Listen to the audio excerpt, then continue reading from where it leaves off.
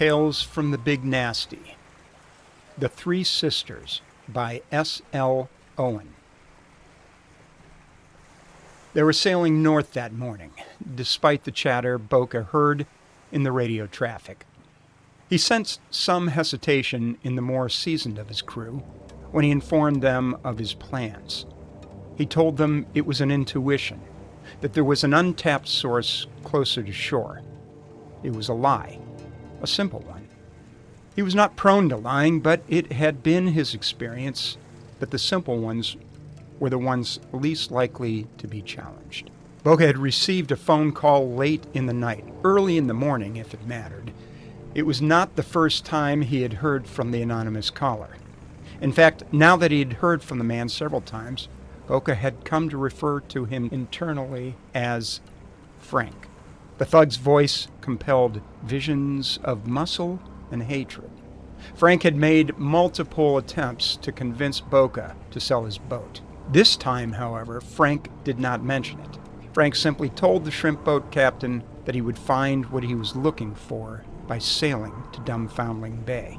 Boca asked what that might be.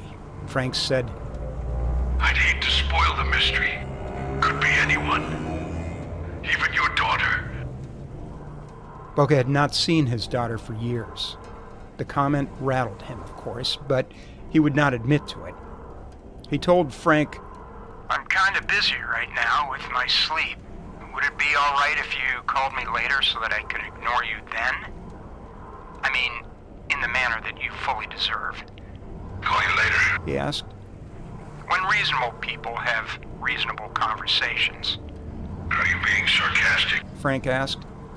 "Well, that would imply that I was insulting you without your knowing." Frank had not been at such a loss for words in the past. In fact, he had used quite a few, explaining why the shrimp boat captain should sell his, quote, "It's a sorry excuse for an oversized tub of chum." Frank had also been, well, frank in describing what would happen if Boca failed to do so. Now, Boca said, "You're the one who brought it up." "Brought what up?" "The sarcasm. I would say something even more sarcastic, but it doesn't seem to be registering with you very well. Did you ever suffer any blows to the head as a child?" "We'll see who's laughing next time, smartass." After he hung up, Boca returned to bed, where his girlfriend was in a deep slumber. He wished he could sleep like that. Instead, he lay on his back and wondered how the man had located him. Boca's only hour of sleep was fitful. It ended with the dream of his estranged wife and his daughter. It was the one he'd had before, the cave dream.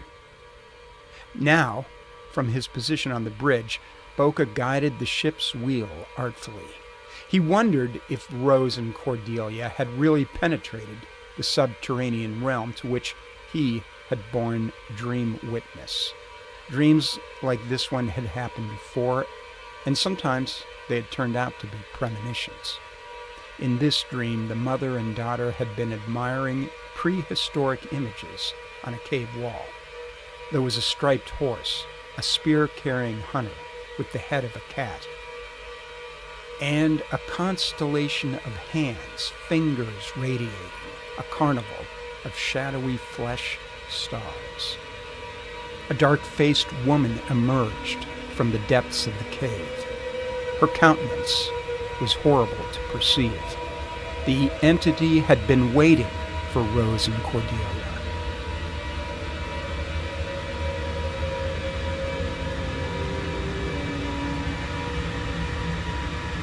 Then Boca came to, damp with sweat.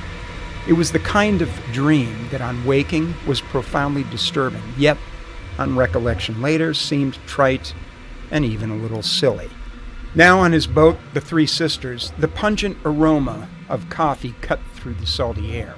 Manny, his first mate, must have just brewed a fresh pot. Boca decided that he could use some. He felt stiff and sluggish, the combined effects of too many years and not enough sleep. Summers spent on the coastal waters between Florida and Louisiana had faded his dark skin.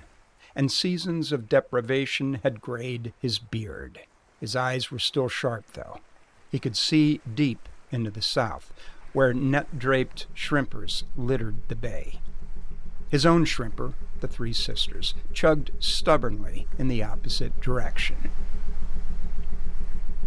Boca watched his men pull through the craft's netting, seeking tears. The men checked and prepped the various chains, lines, winches.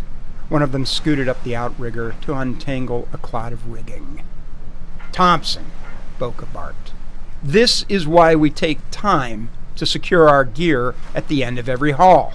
That line is a goddamn mess. You're spending 3 times the effort you would have spent if you'd stowed it properly in the first place." I thought I did. Thompson replied. "You thought you did what?" I thought I stored it properly. "Well, I'd agree with you," Boca said, "but then we'd both be wrong." Experience verified what wisdom had warned Boca. People are stupid. Once they reached the age of 18, all bets were off. Adulthood, Boca believed, was largely a myth. But when crisis displaced grab-ass, these men pulled together to work through whatever lay at hand. It was difficult to imagine selling the Three Sisters. Most of them would find another job, Boca thought, but not all. Frank's offer had been hard to ignore, but the idea of doing business with a gangster tore at Boca's guts. Boca set his zebra wood cane against the gunwale and watched the Miami shore recede. The Three Sisters' crew let down her outriggers, spreading them like dragon wings. The waters of the Biscayne were black and somnolent. The nets dropped, and the trawler jerked to a crawl. In the distant beach surf, a mother and her child bathed, silhouettes in the dawn light. The picturesque moment held Boca's attention until a go-fast boat roared past, ripping a white wake through the dark water.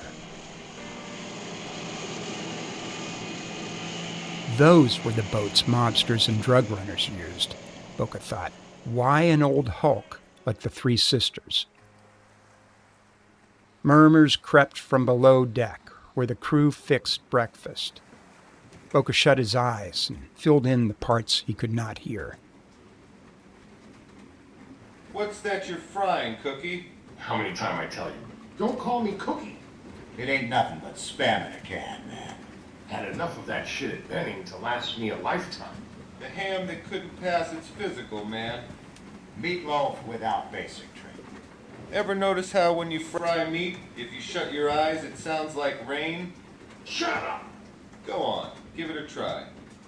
There was a pause, then raucous laughter. God damn it! Give me a towel! Static croaked from the Marine VHF. Boca broke loose from listening to the men and goosed the squelch, finessing the signal of the radio.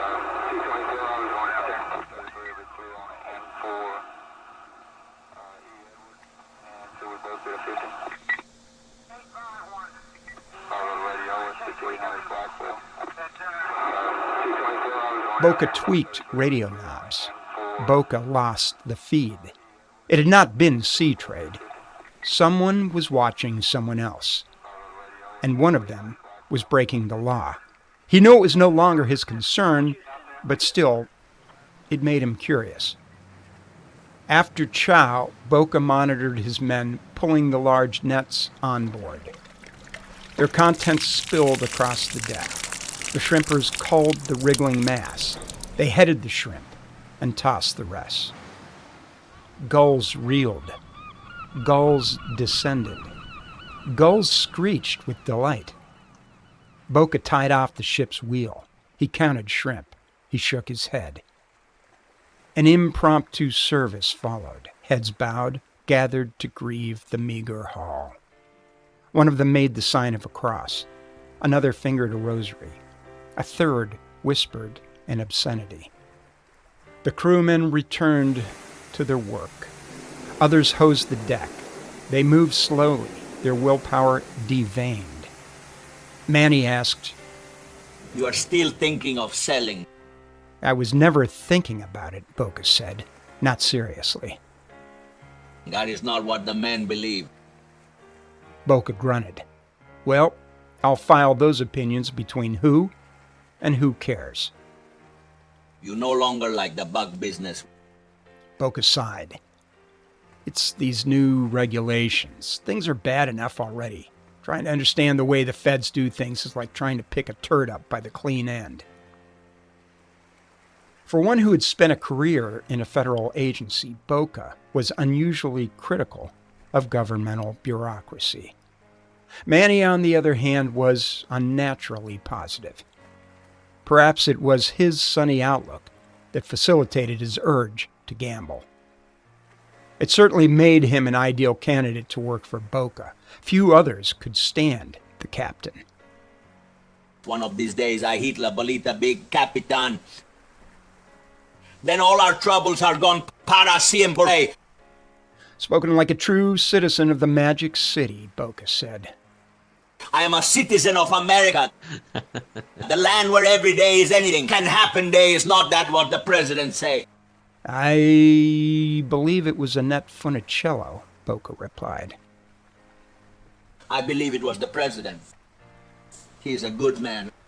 The work he and his hermanos did for my country. Boca grabbed Manny's arm. What is that? There. 10 o'clock. A dark hulk bobbed in the salt marsh. The scrappy trawler drew closer to the object. It was a steel barrel. Hand me that gaff, Boca said. His mate obliged. Boca leaned across the transom. Sweat rolled down his cheek. He reached for the barrel. It was still too far off. He was close enough to see that the paint was still good on the barrel, and it had little rust. The barrel was wrapped with heavy gauge chain. It barely broke the surface of the water. Then Boca coughed and gagged. Mara Santissima. That smell. It'll clear your sinuses for sure, Boca said. He knew the smell from crime scenes. His mind reeled backward. God, no. God, no. God, no. Don't let it be her. Bahia de Matanzas. The day we took the beach, the men who did not make it, after the flies, they smelled like these. Boca reached again for the barrel. He hooked it. The chain around the drum threaded its way through a hole in the upper end. That was where the water had made its way in. Boca squinted. Something flashed from inside the torn metal opening. Pink cloth. A dress? Boca wondered. Then he saw the white teeth and the black gums. A rictus grin. Dread froze his limbs. Had they finally caught up with his family? Had the mystery caller been telling the truth?